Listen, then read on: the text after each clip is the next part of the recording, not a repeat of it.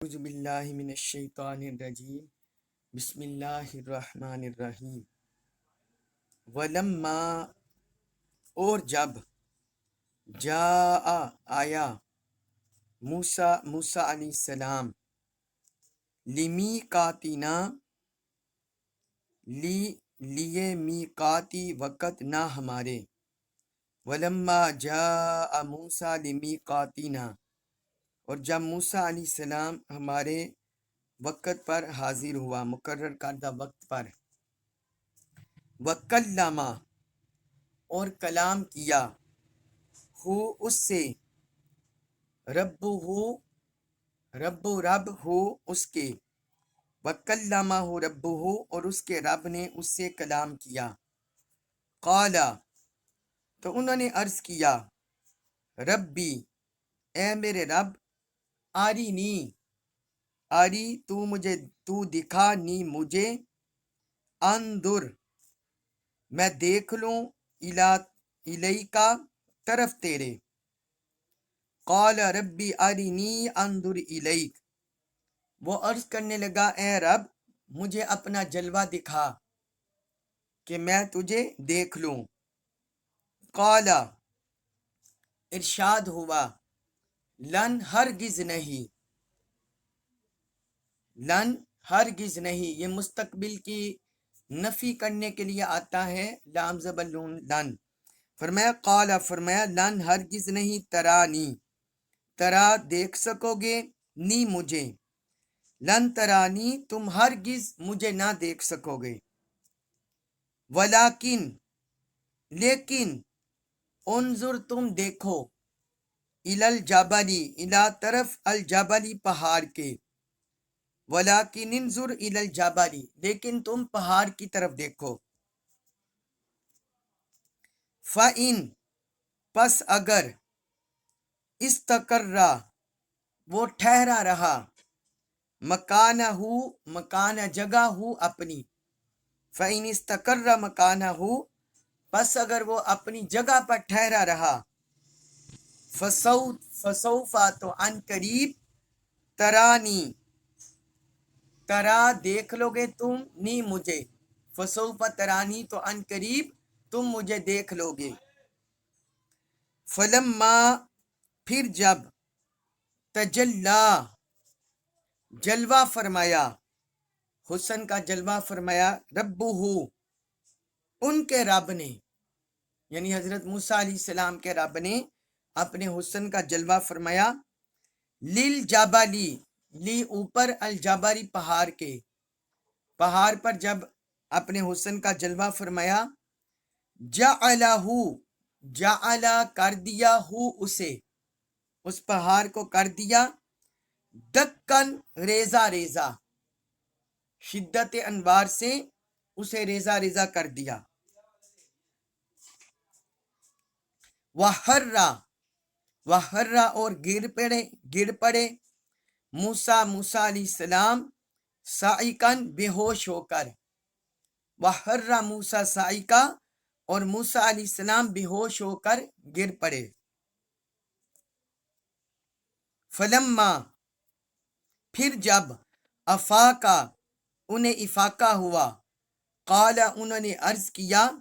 سبحانہ پاک ہے کا تو، سبحانہ کا انہوں نے عرض کیا، باری تعالیٰ تو پاک ہے، تب تو میں توبہ کرتا ہوں، رجوع کرتا ہوں، الیکا تیری طرف، تب تو الیکا میں تیری بارگاہ میں توبہ کرتا ہوں، وَأَنَا اور میں ہوں،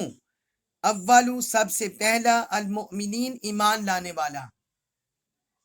وَأَنَا اول المؤمنین اور میں سب سے پہلا ایمان لانے والا ہوں۔ اب اس آیت مبارکہ میں اللہ رب العزت نے حضرت موسیٰ علیہ السلام کے ساتھ اپنے کلام کا ذکر کیا ہے، اور ان کی دیدار کی آرزو اور اپنی تجلیات انوار کا تذکرہ کیا ہے۔ ہم پچھلی آیت میں پڑھ رہے ہیں کہ اللہ تعالی نے حضرت موسیٰ علیہ السلام سے پہلے 30 راتوں اور پھر اس میں 10 راتوں کا اضافہ کر کے 40 کا ان سے وعدہ لے لیا، اور اس طرح جب مقررہ مدت آ گئی حضرت موسیٰ علیہ السلام کا رب کی بارگاہ میں حاضر ہونے کی، تو اس آیت میں اس کا ذکر ہو رہا ہے۔ فرمایا وَلَمَّا جَاءَ مُوسَىٰ لِمِيقَاتِنَا، جب وہ مقررہ مدت پر ہمارے پاس حاضر ہو گئے، جو ہماری مقرر کردہ تھی وقت حضرت موسیٰ علیہ السلام پہنچ گئے۔ وَكَلَّمَهُ رَبُّهُ، وَكَلَّمَهُ رَبُّهُ، وَكَلَّمَهُ، اور اس سے کلام کیا ربُّهُ، اس کے رب نے، یعنی حضرت موسیٰ علیہ السلام سے ان کے رب نے کلام کیا۔ اب پہلے آپ کو کلام الہی، اللہ تعالیٰ کے کلام کی کیا کیفیت ہوتی ہے، اور حضرت موسیٰ علیہ السلام سے اللہ تعالیٰ کا کیسا کلام ہوا، اس بارے میں کچھ آپ کو بتانا چاہتا ہوں، کچھ گوش گزار کرنا چاہتا ہوں۔ یہ بات یاد رکھیں کہ اللہ تعالیٰ کا کلام انسانوں کی طرح نہیں ہوتا۔ جس طرح اللہ تعالیٰ کی ذات مخلوق سے ماورا ہے، اس کی صفات بھی مخلوق سے ماورا ہے، اس طرح اس کا کلام بھی مخلوق کی صفات سے، مخلوق کی پہنچ سے ماورا ہے۔ اہل سنت و جماعت ماتریدیہ کا مذہب یہ ہے کہ اللہ تعالیٰ کا کلام ایک صفت ازلی ہے، وہ ازلی صفت ہے جو اللہ کے ساتھ ہے، اس میں آواز اور حروف نہیں ہے، وہ آواز اور حروف سے پاک ہے، آواز اور حروف نہیں ہے۔ اور اس صفت کو حضرت موسیٰ علیہ السلام نے نہیں سنا، جو یہ صفت ہے اللہ کے کلام کی، اس صفت کو حضرت موسیٰ علیہ السلام نے نہیں سنا تھا، بلکہ انہوں نے ان آوازوں اور حروف کو سنا جو درخت کے ساتھ قائم تھے، جو درخت کے ساتھ قائم تھے، یعنی جیسے اللہ تعالیٰ نے انہیں سنانا چاہا، ان سے، ان کے انسان ہونے کے ناطے، مخلوق ہونے کے ناطے، ویسے اللہ تعالیٰ نے انہیں اپنا کلام سنایا، ویسے اللہ تعالیٰ نے انہیں اپنا کلام سنایا۔ حضرت موسیٰ علیہ السلام کا اس کلام کو سننا وہ خلاف عادت تھا اور معجزہ تھا، کیونکہ بغیر آواز کے کسی بھی کلام کو سننا یہ انسان کی عادت کے خلاف ہے اور اس کے معمول کے خلاف ہے۔ اس بارے میں بعض احادیث مبارکہ ہیں، وہ آپ کو لکھوا دیتا ہوں۔ حضرت جابر رضی اللہ عنہ سے مروی ہے کہ رسول اللہ صلی اللہ علیہ وسلم نے فرمایا، جب اللہ تعالیٰ نے حضرت موسیٰ علیہ السلام سے طور کے دن کلام فرمایا تو یہ اس دن کے کلام کا مغایر تھا جب ان کو اس نے ندا کی تھی۔ حضرت موسیٰ علیہ السلام سے اللہ نے کہا، حضرت موسیٰ علیہ السلام نے اللہ سے عرض کیا، اے میرے رب، جس طرح تو نے مجھ سے کلام کیا ہے، کیا تیرا کلام اسی طرح کا ہے؟ کیا تیرا کلام اسی طرح کا ہے؟ حقیقی کلام، ازلی کلام اسی طرح کا ہے؟ تو فرمایا، اے موسیٰ، میں نے 10,000 زبانوں کی قوت سے تجھ سے کلام کیا ہے، 10,000 زبانوں کی قوت سے میں نے تجھ سے کلام کیا ہے، اور مجھے تمام زبانوں کی قوت حاصل ہے، اور اس سے بہت زیادہ ہے۔ حضرت موسیٰ علیہ السلام جب بنی اسرائیل کی طرف واپس گئے تو انہوں نے کہا، اے موسیٰ، اللہ رحمان کے کلام کی صفت بیان کریں کہ رب کا کلام کیسا ہے۔ تو انہوں نے فرمایا، تم اس کی طاقت نہیں رکھتے، کیا تم نے ایسی گرج اور کڑک کی آواز سنی ہے جو بہت شیریں لگتی ہو؟ یعنی کوئی گرجدار آواز ہو اور اس میں کڑک بھی ہو، لیکن وہ انسانوں کے کانوں کو بلی لگتی ہو، کیا تم نے ایسی آواز سنی ہے؟ فرمایا، اللہ کا کلام اس کے قریب ہے، یعنی اللہ کا کلام بھی ایسے ہی ہے، اور وہ اس طرح نہیں ہے۔ اللہ کا کلام ایسا ہی ہے اور وہ اس طرح نہیں ہے، یعنی اس سے ملتا جلتا ہے لیکن اس طرح نہیں ہے۔ یہ مسند البزار میں حدیث ہے اور امام ابن ابی حاتم نے اپنی تفسیر میں روایت کی ہے، اور امام بہقی نے کتاب الاسماء والصفات میں بھی اس کو درج کیا ہے۔ پھر ایک حدیث مبارک ہے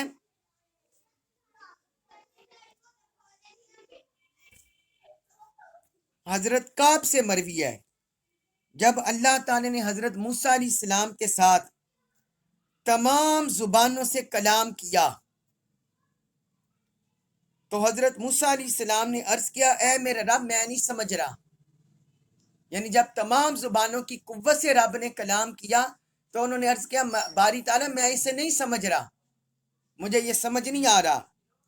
حتیٰ کہ اللہ تعالیٰ نے ان کی زبان میں ان کی آواز کی مثل کلام فرمایا، کیونکہ وہ تو مالک ہے، وہ خالق ہے۔ تب حضرت موسیٰ علیہ السلام نے پوچھا اے میرے رب کیا تیرا کلام اسی طرح ہے؟ کیا تیرا کلام اسی طرح ہے؟ تو فرمایا نہیں،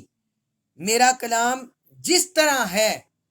اگر تم اسی طرح سن لو تو تم نیست و نابود ہو جاؤ، یعنی جس طرح اللہ کی ذات ازلی ہے، واجب الوجود ہے، تو فرمایا اگر تم اس طرح میرا کلام سن لو تو تمہارا وجود مٹ جائے۔ حضرت موسیٰ علیہ السلام نے پوچھا اے میرے رب کیا تیری مخلوق میں کوئی چیز تیرے کلام کے مشابہ ہے، کوئی ملتی جلتی ہے؟ فرمایا نہیں، البتہ تم نے بہت زیادہ گرجدار بجلی کی کڑک جو سنی ہو اس کے قریب قریب کہا جا سکتا ہے، یعنی اس کے قریب قریب رب تعالیٰ کا کلام ہے جس میں حلاوت بھی ہو، کڑک بھی ہو اور حلاوت بھی ہو، شیرینی بھی ہو۔ یہ امام عبد الرزاق نے اس کو روایت کیا، امام ابن جریر طبری نے اور امام بہقی نے اس حدیث کو روایت کیا۔ اب اللہ تعالیٰ کے ساتھ جو حضرت موسیٰ علیہ السلام کے بعض کلام ہوئے ان کی ایک دو جھلک آپ کو لکھوا دیتا ہوں۔ حضرت عبداللہ بن عباس رضی اللہ عنہما سے مروی ہے کہ جب حضرت موسیٰ علیہ السلام نے اپنے رب سے کلام کیا تو پوچھا اے میرے رب تجھے اپنے بندوں میں سے کون سب سے زیادہ محبوب ہے؟ تجھے اپنے بندوں میں سے کون سب سے زیادہ محبوب ہے؟ اللہ تعالی نے فرمایا جو بندہ میرا زیادہ ذکر کرتا ہو، جو بندہ میرا زیادہ ذکر کرتا ہو۔ پھر عرض کیا کہ تیرے بندوں میں کون سب سے زیادہ اچھا حاکم ہے؟ اچھا حاکم کون ہے تیرے بندوں میں؟ فرمایا وہ شخص جو لوگوں کے خلاف جس طرح فیصلہ کرتا ہو اسی طرح اپنے خلاف بھی فیصلہ کرتا ہو، یعنی صرف لوگوں کے خلاف فیصلہ نہ کرتا ہو، اگر اس کے خلاف نکلتا ہو تو اپنے خلاف بھی ایسے فیصلہ کرے۔ فرمایا وہ حاکم سب سے زیادہ محبوب ہے، سب سے زیادہ اچھا ہے۔ پھر عرض کیا اے میرے رب تیرے بندوں میں کون سب سے زیادہ غنی ہے؟ غنی کون ہے؟ فرمایا جو اس چیز پر راضی ہو جو میں نے اس کو عطا کی ہے، یعنی جو کچھ میں نے اسے عطا کیا اس پر راضی ہو، وہ بندوں میں سب سے زیادہ غنی ہے۔ یہ مصنف ابن ابی شیبہ میں حدیث ہے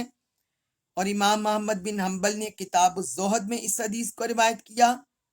اور امام بہقی نے بھی اس حدیث کو روایت کیا۔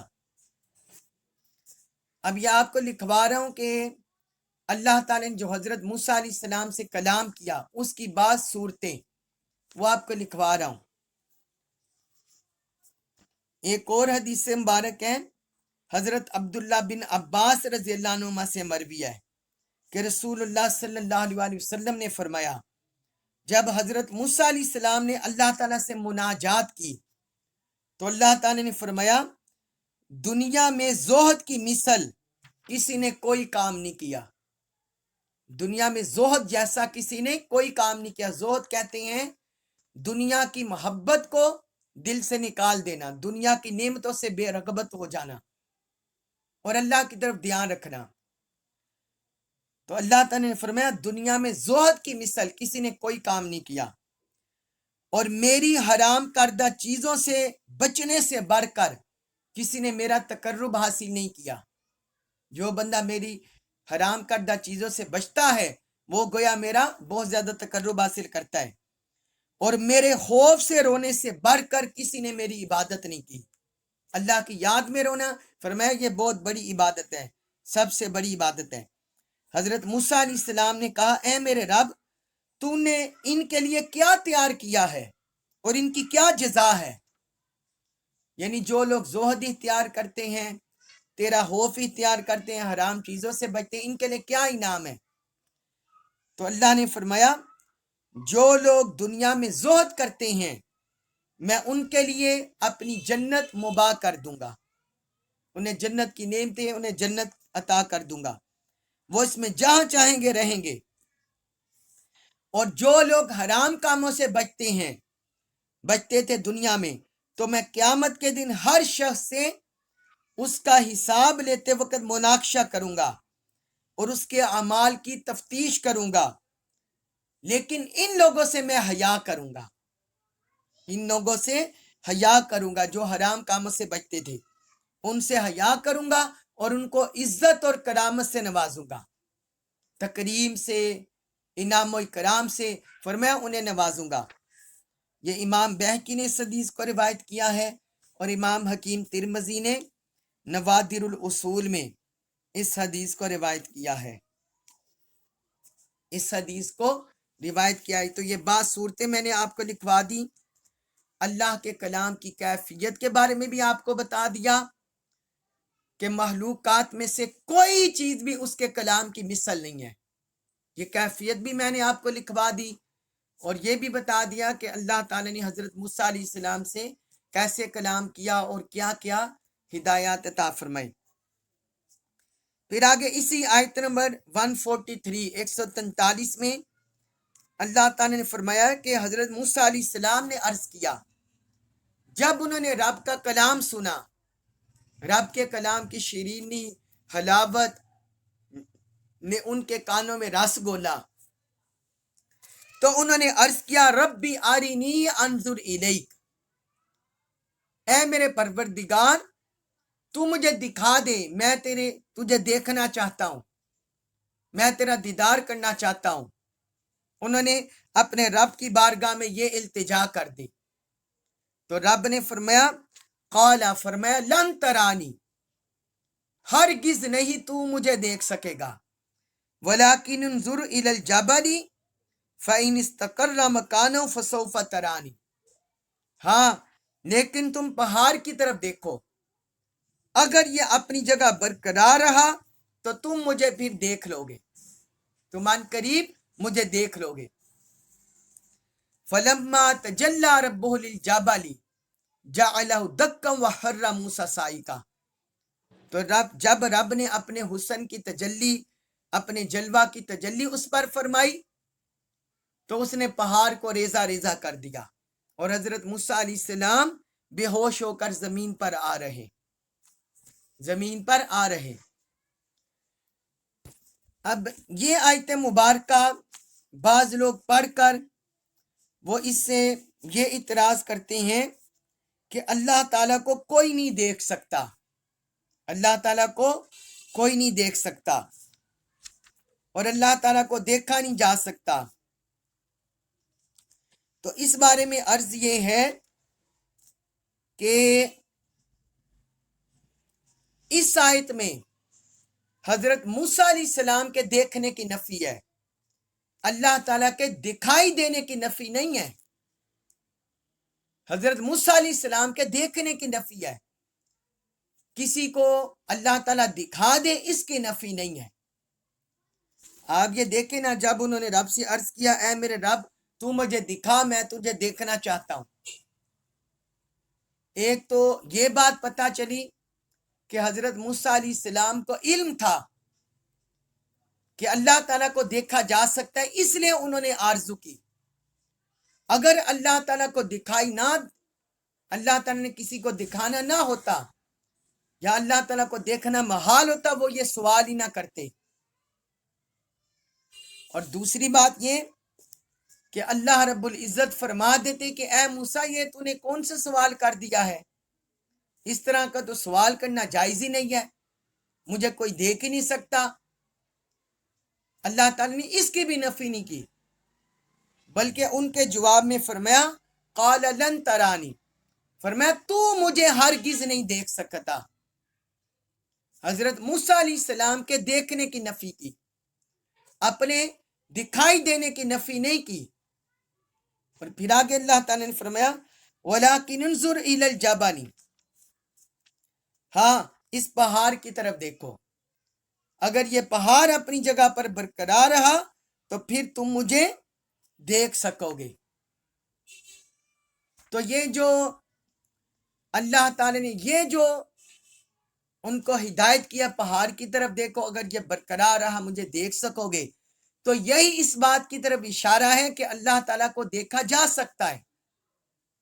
اللہ تعالیٰ جسے چاہے اپنا دکھا سکتا ہے، ہاں وہ کب دکھاتا ہے یہ اس کی منشا ہے، یہ اس کی منشا ہے۔ اور قرآن میں اللہ رب العزت نے اس بات کو بیان فرمایا ہے، اس بات کو بیان فرمایا ہے۔ قیامت کے دن مسلمان اللہ تعالیٰ کو دیکھیں گے، اللہ تعالیٰ نے قرآن جد میں صراحتاً ذکر کیا، سورۃ القیامہ آیت نمبر 22 اور 23، اللہ تعالیٰ نے فرمایا وجوہ یومئذ ناظرۃ الی ربھا ناظرہ، کہ قیامت کے دن کچھ چہرے تر و تازہ ہوں گے، الی ربھا ناظرہ، وہ اپنے رب کی طرف دیکھنے والے ہوں گے۔ اور پھر سورۃ المطففین آیت نمبر 15، اس میں فرمایا کلا انہم عن ربہم یومئذ لمحجوبون، حق یہ ہے کہ وہ اس دن اپنے رب کے دیدار سے ضرور محجوب ہوں گے، یعنی ضرور پردے میں ہوں گے۔ قیامت کے دن کفار اللہ تعالیٰ کو نہیں دیکھ سکیں گے، لیکن مومنین اہل ایمان وہ اللہ کو دیکھ سکیں گے۔ کفار کے دیکھنے کی اللہ نے نفی فرما دی، یہ سورۃ المطففین آیت نمبر 15 میں۔ اور اسی سے پتہ چلتا کہ بعض لوگ ایسے لوگ ہیں جو رب کو دیکھ سکیں گے، وہ کون ہے؟ وہ مؤمنین ہیں، وہ رب کا دیدار کر سکیں گے۔ اس پر حدیث مبارکہ سے بھی پتہ چلتا ہے، حضرت جریر بن عبداللہ رضی اللہ عنہما وہ بیان کرتے ہیں کہ ہم رسول اللہ صلی اللہ علیہ وسلم کے پاس بیٹھے ہوئے تھے، آپ نے 14ویں رات کے چاند کی طرف دیکھا، آپ نے فرمایا لوگو سنو، تم ان قریب اپنے رب کو اس طرح دیکھو گے جس طرح تم اس چاند کو دیکھ رہے ہو، جس طرح تم اس 14ویں رات کے چاند کو دیکھ رہے ہو، اس طرح تم ان قریب اپنے رب کو دیکھو گے۔ تمہیں اس کو دیکھنے سے کوئی تکلیف نہیں ہوگی، بس اگر تم کو یہ قدرت ہو تو طلوع شمس سے پہلے اور غروب شمس سے پہلے نماز پڑھنے سے مغلوب نہ ہونا۔ یعنی حضور نے فرمایا اگر تم اسے دیکھنا چاہتے ہو، قدرت حاصل کرنا چاہتے ہو، تو طلوع شمس سے پہلے جو نماز ہے نماز فجر، اور غروب شمس سے پہلے جو نماز ہے نماز عصر، فرمایا اس سے مغلوب نہ ہونا، اس کی پابندی کرنا ان دونوں نمازوں کی۔ یہ صحیح البخاری میں حدیث ہے، حدیث نمبر 556، اور صحیح مسلم میں بھی حدیث ہے، حدیث نمبر 633۔ پھر ایک حدیث میں حضرت عدی بن حاتم رضی اللہ عنہ بیان کرتے ہیں کہ رسول اللہ صلی اللہ علیہ وسلم نے فرمایا تم میں سے ہر شخص کے ساتھ اس کا رب کلام فرمائے گا۔ قیامت کے دن جنت میں فرمایا ہر شخص سے اس کا رب کلام فرمائے گا، اس شخص کے اور اس کے رب کے درمیان کوئی ترجمان نہیں ہوگا اور نہ کوئی حجاب ہوگا جو اس کے رب کو دیکھنے سے مانے ہو، نہ کوئی ترجمان ہوگا کلام کرنے میں اور نہ کوئی حجاب ہوگا اس کے دیکھنے سے جو مانے ہو، رکاوٹ ہو، فرمایا کوئی نہیں ہوگا۔ یہ صحیح البخاری میں حدیث ہے، حدیث نمبر 7443، اور صحیح مسلم میں حدیث ہے، حدیث نمبر 1016۔ حضور صلی اللہ علیہ وآلہ وسلم نے معراج کی شب عالم لامکاں میں اپنے رب کا دیدار کیا اور رب نے اپنا جلوہ کرایا، جس کا ذکر سورۃ النجم میں ہے، ما زاغ البصر وما طغی، کہ نہ آپ کی آنکھ جھپکی اور نہ حد سے بڑی۔ تو رب نے، حضور نے دیدار کیا رب کا۔ اس پر بہت سے صحابہ کرام کا یہ عقیدہ ہے، انہوں نے بیان کیا ہے، اور بہت سے ائمہ نے اس کی تصریح کی ہے۔ ہاں، دنیا میں یہ نعمت کسی کو نصیب نہیں ہوئی۔ دنیا کے اندر حضور صلی اللہ علیہ وسلم نے حام میں بھی اللہ کا دیدار کیا ہے، اور سنن ترمذی میں حدیث ہے، اور بعض احادیث بھی ملتی ہیں۔ اور حالت بیداری میں آپ صلی اللہ علیہ وسلم نے شب معراج عالم لا مقام کعبہ قوسین او ادنا، وہاں رب کا دیدار کیا۔ اور پھر آگے اللہ رب العزت نے بیان فرمایا، تو حضرت موسیٰ علیہ السلام، وہ پہاڑ بھی اللہ کے جلوہ کی تاب نہیں لا سکا تھا، اور وہ پہاڑ بھی ریزہ ریزہ ہو گیا، کوہ طور پہاڑ وہ بھی ریزہ ریزہ ہو گیا۔ اور حضرت موسیٰ علیہ السلام وہ بے ہوش ہو گئے، کیونکہ یہ جو مقام ہے یہ اللہ تعالیٰ نے دنیا میں، اس دنیا کے اندر کسی کو عطا نہیں کیا سوائے حضور صلی اللہ علیہ وآلہ وسلم کے، اور وہ بھی عالم لامقام ہے، آپ کو یہ شرف نصیب ہوا۔ پھر آگے اللہ رب العزت نے فرمایا اسی آیت نمبر 143 میں، 143 میں، فلما افاقا، پھر جب انہیں افاقہ ہوا، قال سبحانکا، تو انہوں نے عرض کیا، تبت الیک، میں تیری بارگاہ میں توبہ کرتا ہوں، وَأَنَا أَوَّلُ الْمُؤْمِنِينَ، اور میں سب سے پہلے ایمان لانے والا ہوں۔ اس سے یہ مطلب نہیں ہوا کہ حضرت موسیٰ علیہ السلام سے کوئی گناہ ہوا، معاذ اللہ، وہ معصوم نبی تھے، معصوم رسول تھے، تمام انبیاء کرام معصوم عن الخطا ہیں۔ یہ ائمہ اسلام کا، اہل سنت کا یہ عقیدہ ہے۔ دراصل انہوں نے اللہ کی بارگاہ میں یہ سمجھا کہ شاید یہ مجھ سے کوئی اللہ کی بارگاہ میں کوئی جسارت ہوئی ہے، تو اس لیے انہوں نے رب کی بارگاہ میں توبہ کی، یہ سوال کر کے انہوں نے یہ سمجھا، کیونکہ وہ جس مقام پر تھے، جس منصب پر تھے، جتنا زیادہ کسی کو اللہ کا تقرب حاصل ہوتا ہے، اللہ کی بارگاہ میں قربت حاصل ہوتی ہے، بندہ اتنا ہی زیادہ رب کی بارگاہ میں ڈر کر رہتا ہے۔ تو یہ انہوں نے عاجزانہ جملہ بولا رب کی بارگاہ میں کہ باری تعالیٰ، میں تیری بارگاہ میں توبہ کرتا ہوں، رجوع کرتا ہوں، وَأَنَا أَوَّلُ الْمُؤْمِنِينَ، اور میں سب سے پہلے ایمان لانے والا ہوں، یعنی جیسا تیرا حکم ہے میں حاضر ہوں، میں تیرا بندہ ہوں۔ تو یہ انہوں نے اپنی عاجزی رب کی بارگاہ میں پیش کی۔ اس کے بعد ہے سورۃ الاعراف آیت نمبر 144، 144، اس میں فرمایا، قال، ارشاد ہوا، یا موسیٰ، اے موسیٰ، انی اصطفیتک، انی بے شک میں نے، استفیتو میں نے چن لیا ہے، کا تجھے، علی اوپر، الناسی لوگوں کے۔ قال یا موسیٰ انی اصطفیتک علی الناسی، ارشاد ہوا اے موسیٰ، بے شک میں نے تمہیں لوگوں پر منتخب کر لیا ہے، برسالاتی، بی ساتھ، رسالاتی پیغامات، نی میرے، اپنے پیغامات کے ذریعے، و بھی کلامی، و اور ساتھ بھی، و اور بھی ساتھ کلامی، اپنے کلام۔ تو فرمایا برسالاتی و بھی کلامی، اپنے پیغامات اور اپنے کلام کے ذریعے میں نے تجھے منتخب کر لیا ہے۔ فخذ، پس تم تھام لو، ما جو کچھ، آتیتکا، آتے تو میں نے عطا کیا کا تجھے، کاف زبر کا مطلب یہ ضمیر مخاطب ہے واحد مذکر حاضر کی،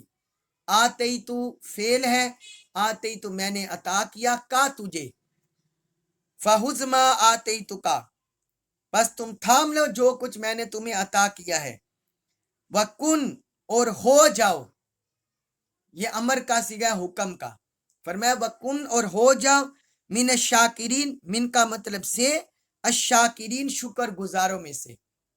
شکر کرنے والوں میں سے، وَکُن من الشاکرین اور شکر گزاروں میں سے ہو جاؤ۔ اب اس آیت مبارکہ میں اللہ تعالیٰ نے حضرت موسیٰ علیہ السلام کو جو مقام عطا کیا، جو فضیلت عطا کی، اس کا ذکر کیا ہے۔ فرمایا اے موسیٰ انی اصطفیتک، بے شک میں نے تمہیں منتخب کر لیا ہے، میں نے تمہیں چن لیا ہے، تمہیں رسول بنا دیا ہے، تمہیں مصطفیٰ بنا دیا ہے، علی الناس لوگوں پر۔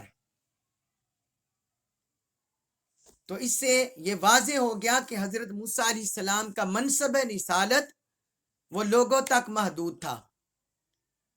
باقی جو مخلوقات پائی جاتی ہیں ان کا منصب رسالت باقی مخلوقات پر نہیں تھا۔ اللہ تعالیٰ نے فرمایا کہ میں نے تمہیں لوگوں پر چن لیا ہے، لوگوں پر چن لیا، برسالاتی و بکلامی، انہیں اللہ تعالیٰ نے ایسے دو منصب اور ایسی دو صفتیں عطا فرمائی جو اللہ تعالیٰ نے باقی انبیاء کرام اور رسولوں کے ساتھ ذکر نہیں کیا۔ ہم دیکھیں پیچھے حضرت نوح علیہ السلام کا پڑھ رہے ہیں، حضرت ہود علیہ السلام کا واقعہ بھی، حضرت صالح علیہ السلام کا واقعہ بھی، حضرت لوط علیہ السلام، حضرت شعیب علیہ السلام،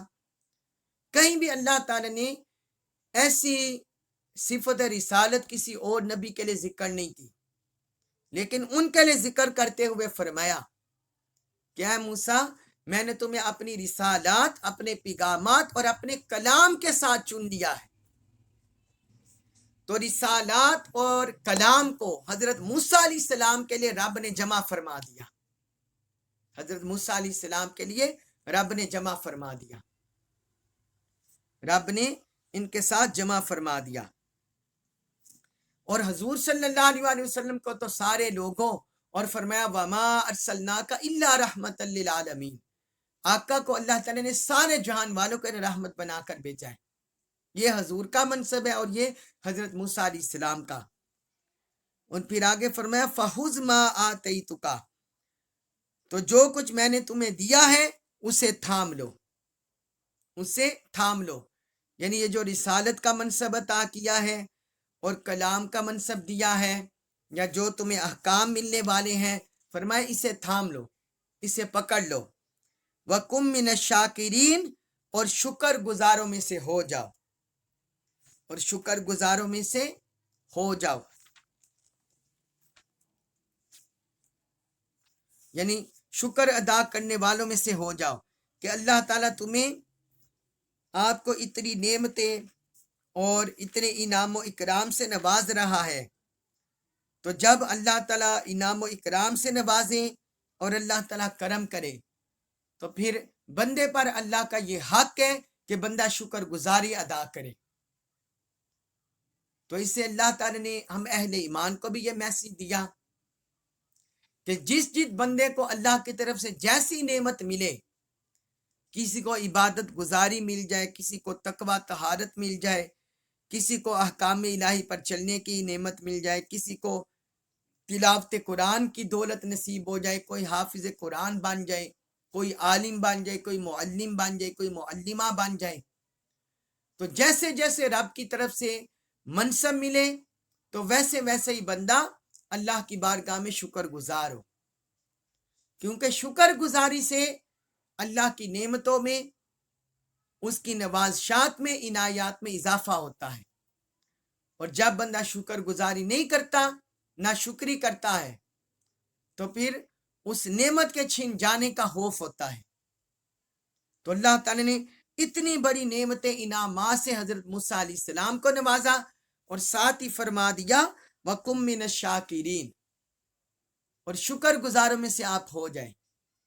شکر گزاروں میں سے ہو جائیں۔ اللہ تبارک و تعالیٰ سے دعا ہے اللہ تعالیٰ ہمیں قرآن مجید کا کامل فہم نصیب فرمائے، اور یہ جو دولت یہ جو نعمت مل رہی ہے فہم قرآن کی، فہم دین کی، اللہ تعالیٰ ہمیں اس پر شکر گزار بندہ بنا دے، قرآن مجید کا کامل فہم نصیب فرمائے اور ہمیں اس پر عمل پیرا ہونے کی توفیق عطا فرمائے۔ وما علیہ الا البلاغ المبین۔